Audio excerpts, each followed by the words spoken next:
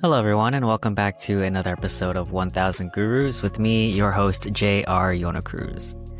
So today's episode is a very special recap episode. So this is going to be a recap of Season 7, which was mostly pre-recorded in late 2025 and a few in early January 2026. So I've been meaning to do sort of this end of season recap for each season. So each season's about 10 episodes. So the plan was always to do a sort of recap episode as episode number 10 to go back and pick out my favorite parts of each episode, sort of like as an overview or some sort of mixture of that. And I haven't been able to do that because I've had so many good guests and we're kind of just powering through each season as we go. And so finally now I get to take the time, since I pre-recorded most of season 7 before the new year started and got some time to kind of slow down my recording schedule. Now I'm like, okay, let's do this recap. And so, yeah, I think it's been quite a journey this past season since it was end of last year, beginning of this year. So my last couple of episodes, there was a little bit of a gap between it, but still collectively in a very tight time frame. And I just wanted to go over my retrospective thoughts and kind of behind the scenes thoughts on each episode, basically how I felt, my general thoughts, as well as my favorite points, highlights, or takeaways. So while this is mostly for myself to ingrain the lessons and the memories from each of these episodes and my guests, I also hope that this will be valuable for my audience if any of these episodes seem interesting, because I'm sure not everyone listens to every episode. And so this will give you a little teaser into some of the highlights from the past season. And if you're interested in listening to any of them, I will obviously link those episodes in the description of this episode, so you can check those out. This is basically a pitch to listen or re-listen to whichever episodes and maybe get some of my behind the scenes takes on these, because usually I don't get to recap that too much, or at least my thoughts on the recording maybe a few months after the fact, how, if any, my feelings have changed about the recording sense. So I think it'd be an interesting way to have this special episode in this format.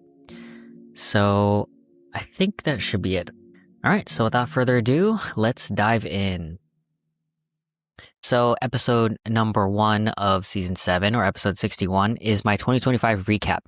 I really enjoyed this one. I think it was a good overview of how the 50 episodes I published in 2025 went, as well as the backstory of 1000 Gurus, gratitude for the people and the process, and also my vision and goals and plans for the future of this podcast. So highly recommend, if you want to know what this show is all about, the genesis of the whole podcast and how it's been going so far, definitely listen to that one. My favorite takeaway from this episode that I learned was the biggest thing that I learned this past year about podcasting, aside from the production and administrative side of podcasting, was really just refining the craft of interviewing for long form content, which I naturally find invigorating and enjoyable. My friends know that I love sitting down with someone one-on-one and really digging deep into various topics. It's something I've always liked doing. And so I think honing the skill of interviewing and getting the best nuggets of wisdom out of a conversation from a wide variety of guests with vastly different backgrounds, developing that skill has been fairly quote-unquote easy, in a sense of I really enjoy putting in the work. They say that if you want to get good at something, find something that you enjoy going through the challenges and the hard times, or kind of like a pick your poison, where it's fall in love with the process. And it's easier to fall in love with the process of growing if you enjoy what you're doing. And then therefore, because you enjoy the process, you're more resilient and you'll stick with it for the long term. And that long-term compounding effect of skill development will lead you to be really good at it. And so I think that's why it's easy for me to improve, is because I really enjoy doing it. Also, as I do intentional reflections on how each interview went, I'm also trying to get better each episode compared to the last episode. So I'm very proud of how my more recent episodes turned out compared to when I first just started, of course. Episode number 62 is with Catherine.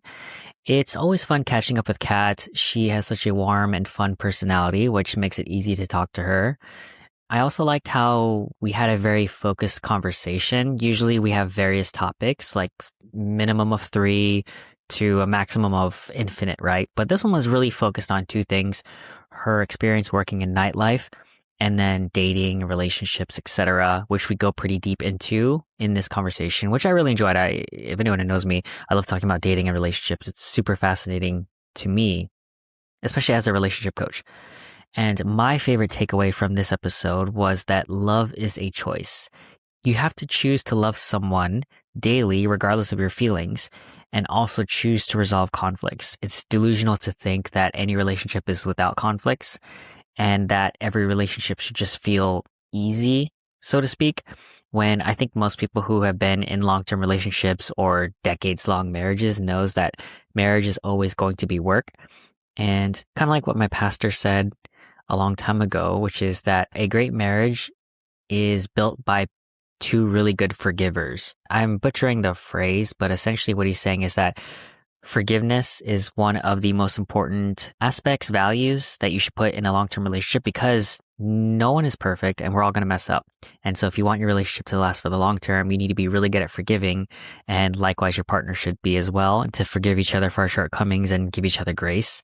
Obviously, we don't want to do it maliciously and we want to get better, but basically the hallmark of a long-term, fulfilled, long-lasting relationship is basically your ability to forgive.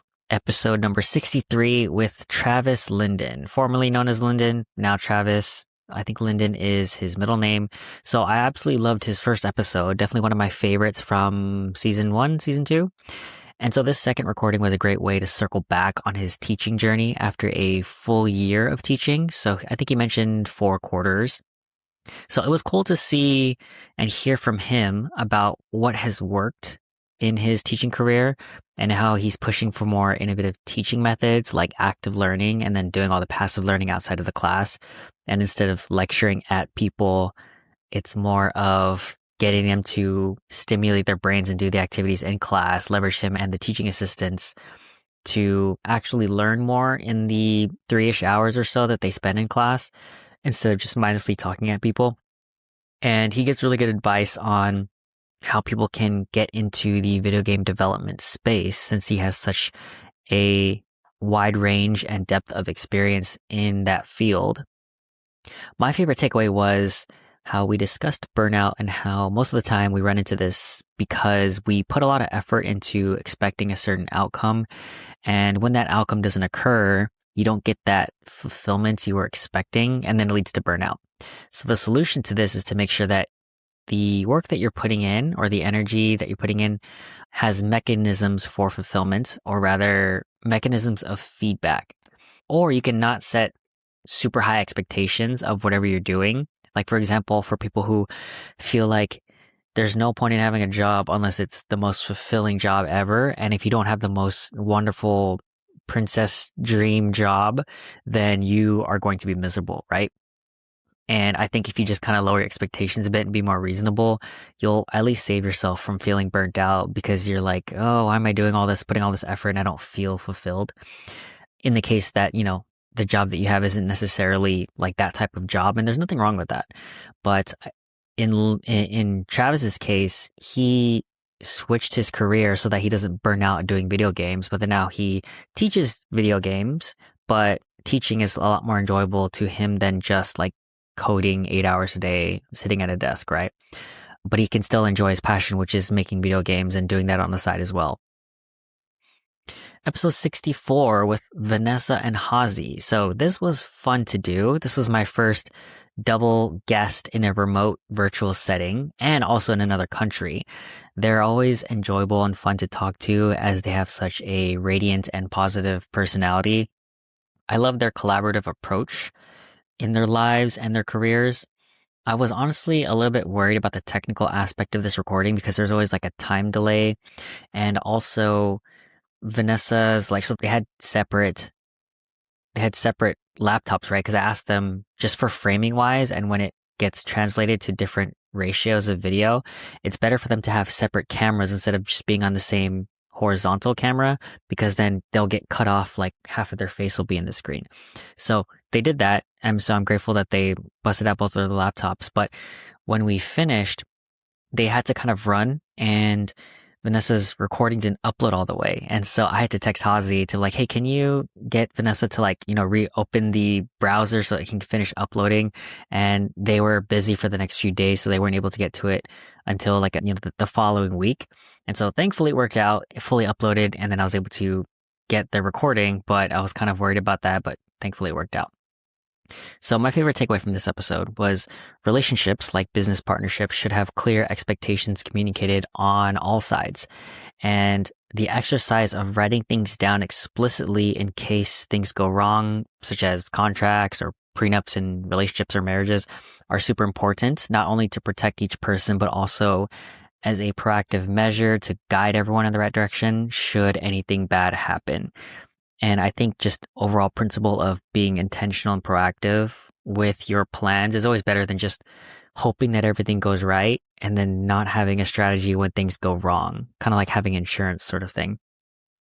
So kind of a little bit of a hot take, because having like a prenup, for example, is not romantic, and having a contract with your partner is not romantic. But at the same time, it's like, I feel like it's just a smart thing to do. And you kind of have to put your ego to the side when it's like, why would you not want to have like insurance, health insurance or car insurance, right? Like it's one of those things where, yeah, you don't ever want to need it, but it's better to have it than not. Episode number 65, Koaga. So Koaga was one of the rare guests whom I didn't actually meet until right before the recording. Usually I have longtime friends or recent friends, so there's some context there. But he was such a chill and grateful guy. It was so easy to vibe with him in the studio and dig into his life story. And it was also our show's first live performance, which was a huge treat for all of us in the studio, basically myself and Solomon and his girlfriend. But yeah, it was a lot of fun. It was cool to have a musical guest on the show and then have music that won't get flagged, hopefully, when it gets posted online. My favorite takeaway, I loved our discussion and how we got to where he is today and how he's mostly self-trained in dancing, singing, rapping, etc. But he specifically calls out how nobody is really self-made and how every successful person has a team behind them, investing into them, supporting them, guiding them, mentoring them in order to achieve their goals. And I think this is a great reminder to everyone, especially those of us who are very achievement-oriented, is that you can't do it on your own. If you really want to be great, all the greats have coaches and mentors and people who support them. And so if you want to be great, definitely find your community, find your mentors, find people to help you out, and really lean into that. And you don't really have to do it all on your own.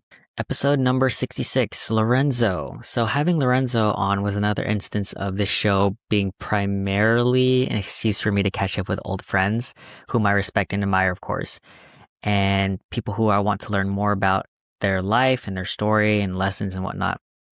So as of the publication of his episode, which was recently, I think, the most recent episode, his son was born, healthy and great. I think there was minor complications at first, but it all turned out fine, thankfully.